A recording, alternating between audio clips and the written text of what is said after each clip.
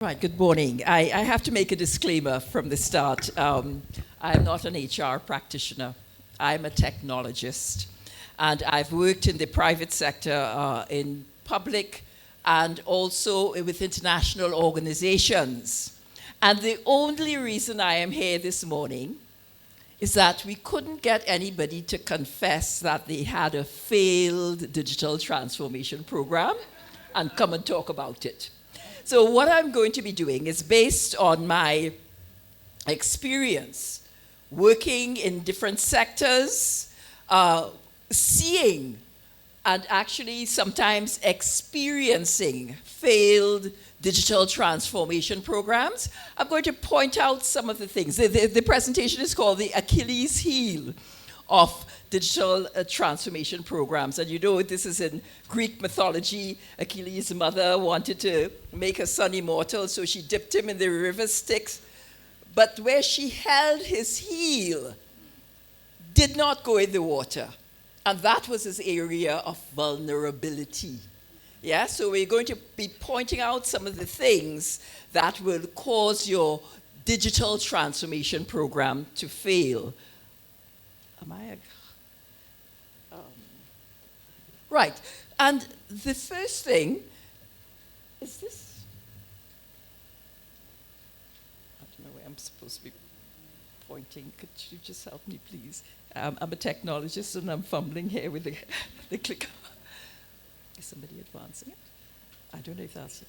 Anyway, let's just go. We have a definition for digital transformation, and this is okay, all right. And from the CTO's, this is the CTO's perspective, digital transformation is a process that integrates digital technology into all areas of an organization or nation, changing the operations of its people and systems to deliver value. And this is the definition we are using within the CTO. It's about enhancing value, delivering value.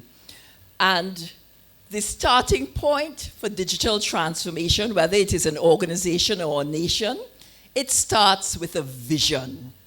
And you really have to decide what your business is going to be in this, the third decade, in a post-pandemic era, the third decade of the 21st century. What is your business going to be? And I'm going to say I'm going to take a little page from the traditional service providers, the legacy service providers. They have been complaining, the Netflixes and the Googles, they're eating our revenue. They're eating up our revenue. We are struggling. We are struggling to maintain our business. Yes? But that was your business. That had been your business since last century.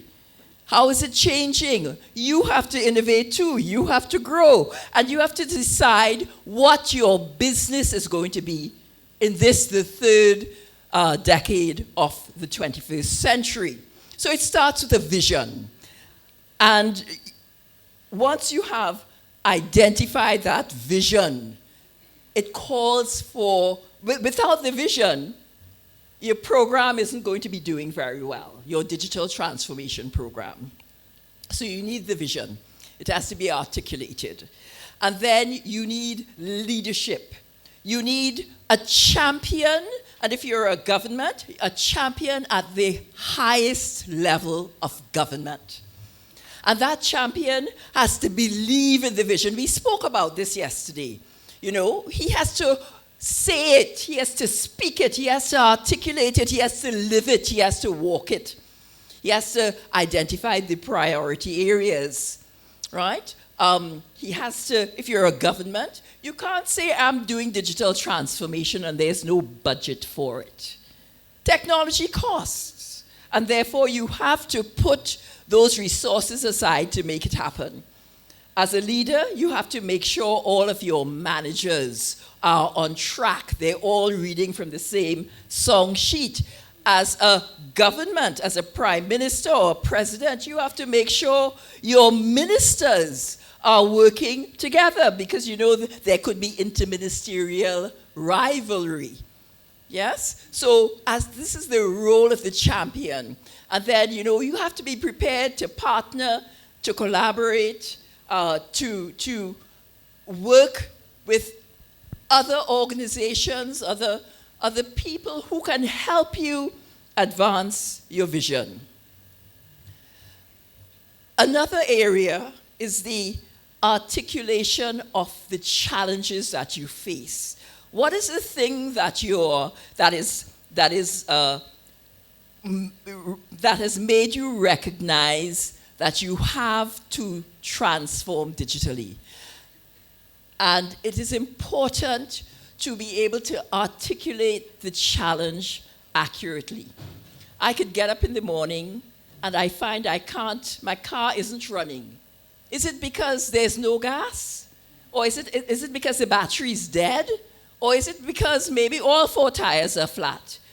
Until you specify what the problem is, you could come up with many solutions, but none will take you where you need to be. None will solve that problem.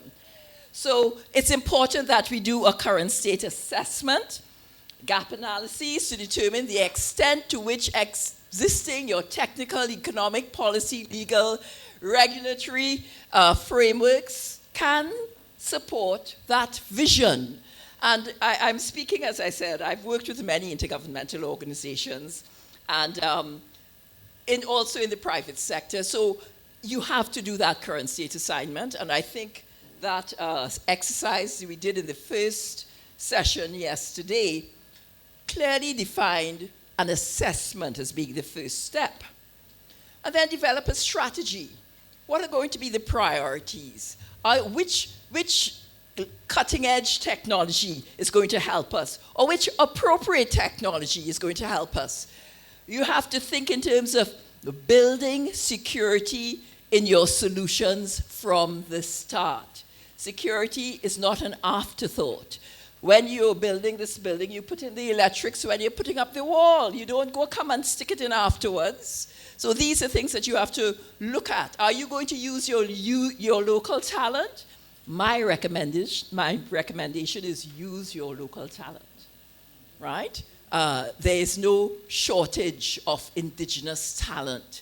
There's no shortage of creative indigenous thinking. Use it. It's valuable.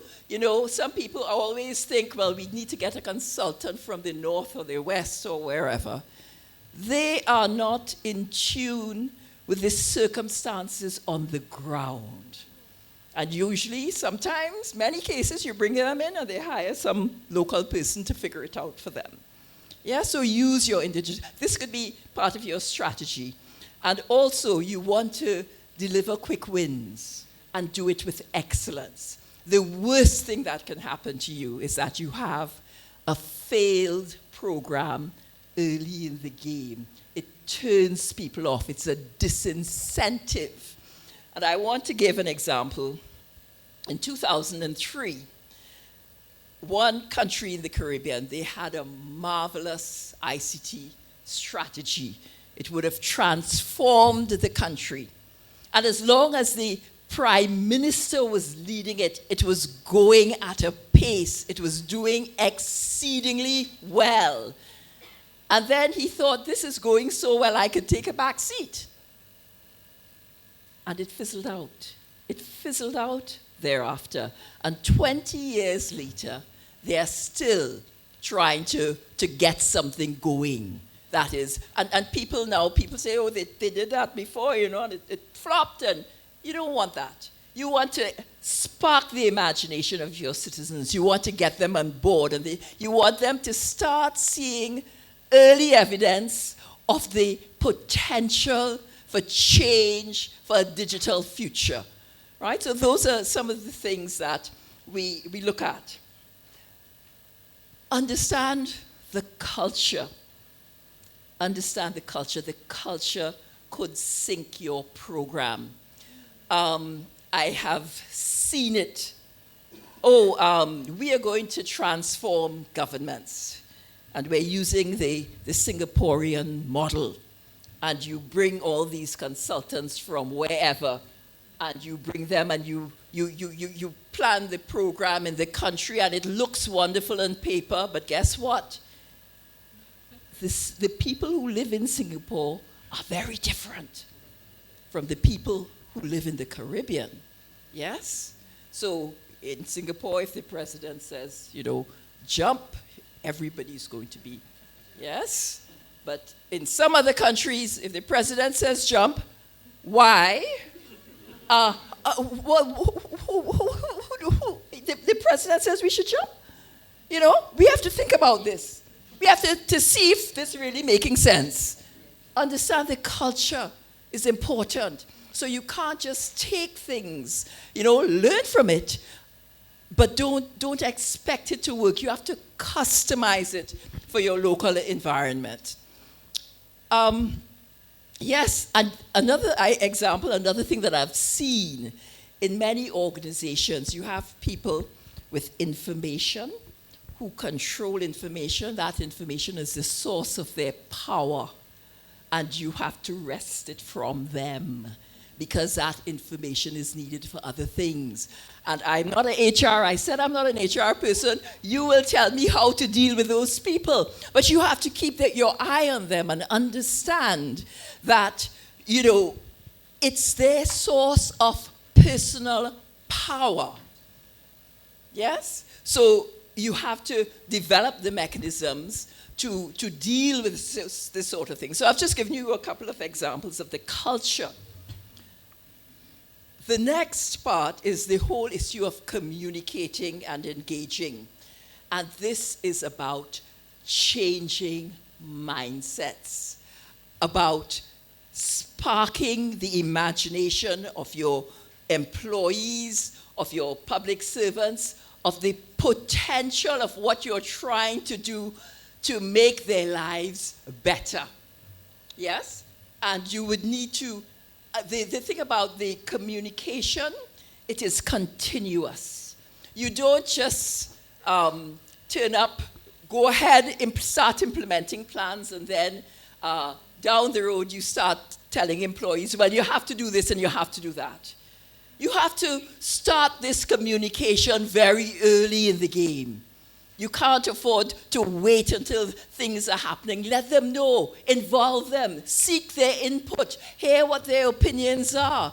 Because you'd be surprised, a lot of very good ideas come from very strange places.